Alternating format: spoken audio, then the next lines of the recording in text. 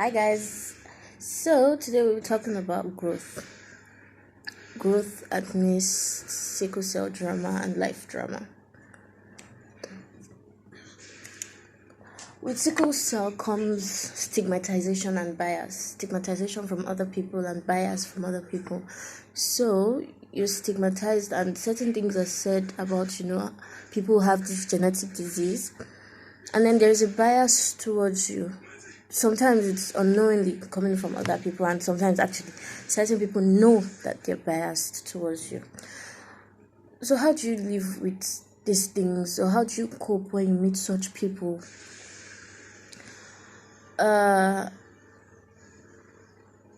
Me personally, I don't tell the world I'm sickle cell anemic. And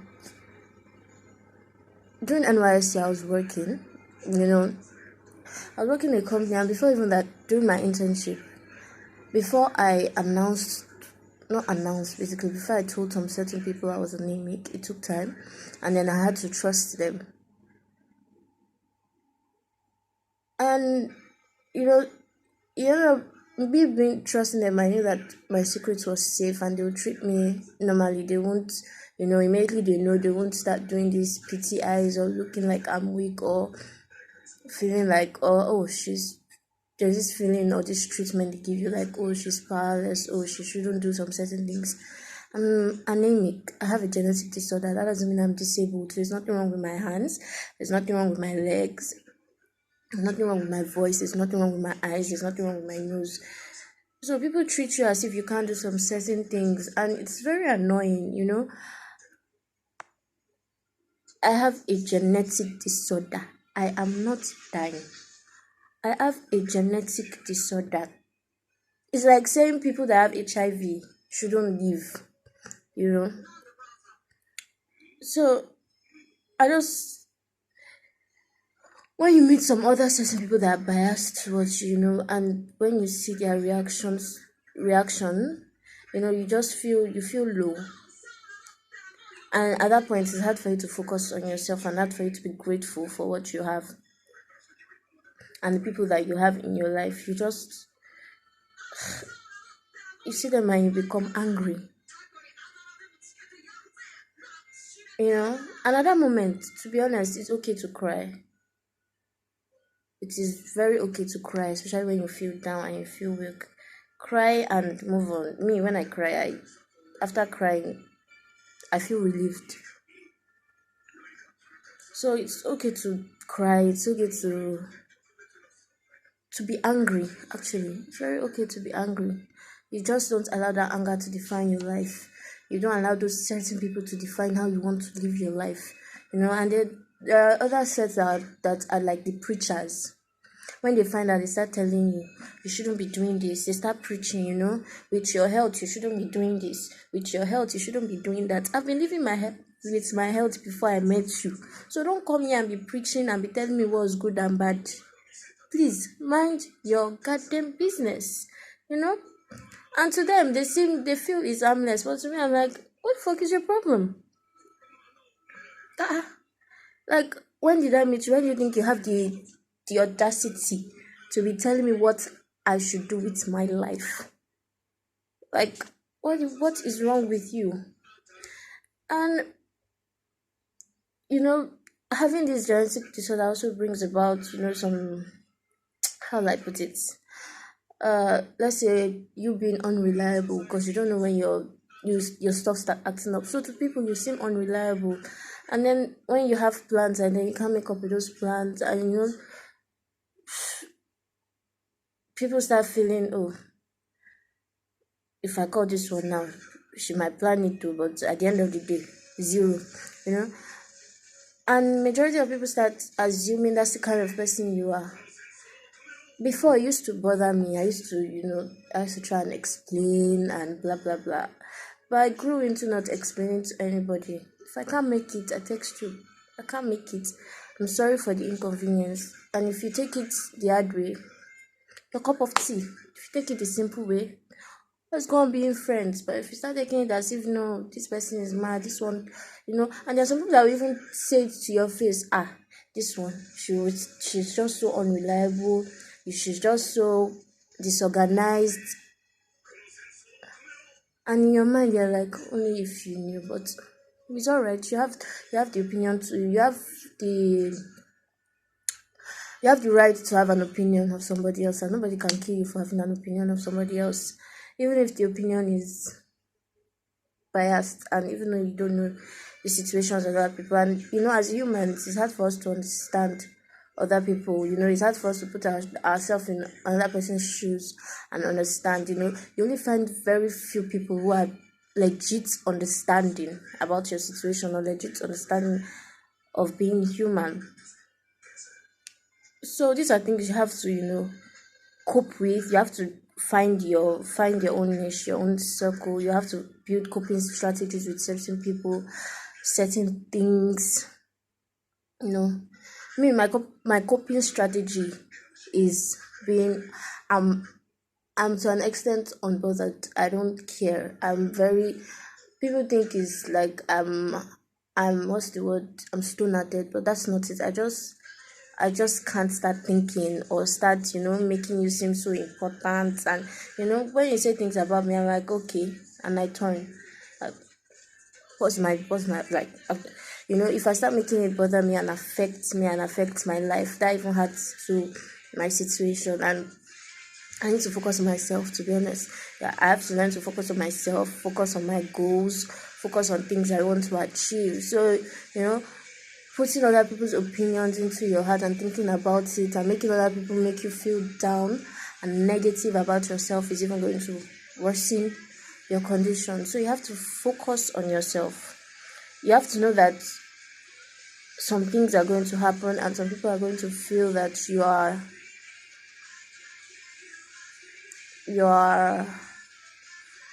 unreliable, or you're just playful and carefree and careless, and you have to learn to accept it and live with those things. It's not something that you should fight, because how many people do you want to fight with? No, it's not everybody that will like you. So how many people do you want to fight with? How many people do you want to start explaining the story of your life to? It gets tiring. You start explaining the story of your life and the story of everything that is going on. When I was young, they're like, children, there's some certain things they would say to me. Okay, so for example, when I was small, I had big stomach, and big stomach is it's a sign that you're anemic. So I had this huge stomach, and I used to be so self-conscious because people used to talk about it and see it, and it's not something I can hide. Immediately I'm standing like this, everything, the stomach would just fall out, like. And there was this day, this girl, I was around 10 or 11, and there's this girl, she was 5 or 2, and this girl has sharp mouth. I can't remember what led to what, and this girl just, insulted my body, like salted my body with my stomach. And this girl that is not, obviously, I'm older than her. And I started crying. I was crying, and I ran into my house. And my cousin had to go and fight for me, because I couldn't even, because when I was crying, I was like, she, and my cousin was like, what's going on? Who is she? What did they do? Why are you crying? BC, what's going on? I'm like, she insulted, and I was just in pain about this, this body shaming stuff. I was hurt, and I was still a kid. So for a 5-year-old to say that to me, me, I meant to stand for myself. My cousin had to go and fight for me. That was how bad I felt. Till today, if I see that girl, I know to talk to her, because what she did pained me. I'm not even going to lie. It pained me. So I don't talk to her. From that day, I don't even say, I don't say hi, I don't say anything. And at least that one said to my face. All of other people that I probably attended school with, and this is the first thing they noticed about me, and they probably said it behind my back or shit like that. It wasn't my fault, but then talking about that stuff actually hurts me. I have emotions. I'm not stone. Things like that will pain me. So that's even an example. Just big stomach. Now imagine my eyes. Someone just see my eyes and say, this one is jaundiced. Who is jaundiced? Are you mad? What is wrong with you? Can't you see and not talk? Who the fuck is jaundiced? And then from your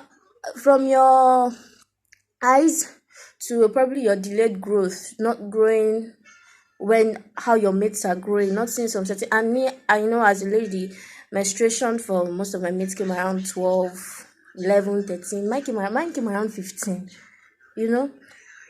And then even, growth of your breast and all these things, or having hair in your armpits, and your private parts. Mine came around 15, 16. My mates were already having this thing around 11, 12. And it made me feel so, what's going. And at that time, I didn't even know that sickle cell caused delayed growth and everything. So I felt so down. I felt there was no self-confidence. It kills your self-confidence a lot. There was no self-confidence. It took me time to start to learn to love my body. It took me extra time to learn to love my body. Now I love there's nothing you can say about my body. I love my body. I will just look at you and ignore you, or I will reply you if I'm in the mood. But lately I just ignore you. This is how I am, and I'm not going to change it for anyone. This is me, So basically, I'm just giving advice to young ones out there that are anemic. It takes time for you to grow. Your body has some certain things that you don't like. Accept the way you are. That is you. Nobody can change you, and every other person has a body defect. Every other person has a body defect. You're not the only one. So accept your body. Accept who you are. Imagine the people that have leg ulcers as sickle cell anemic patients. This is not something that they can cover. And if you cover it, it will just keep opening the more. At least you should be grateful for what you have. And focus on your beliefs, focus on yourself, focus on self-growth, self-confidence. Just to other people, it might be selfish, but don't give a fuck. If it is selfish, they also should focus on their self. You're not begging anybody. Focus on yourself. Be who you want to be. Write your goals down. Write what you want to achieve down. Don't let anybody make you feel less of yourself. Yeah.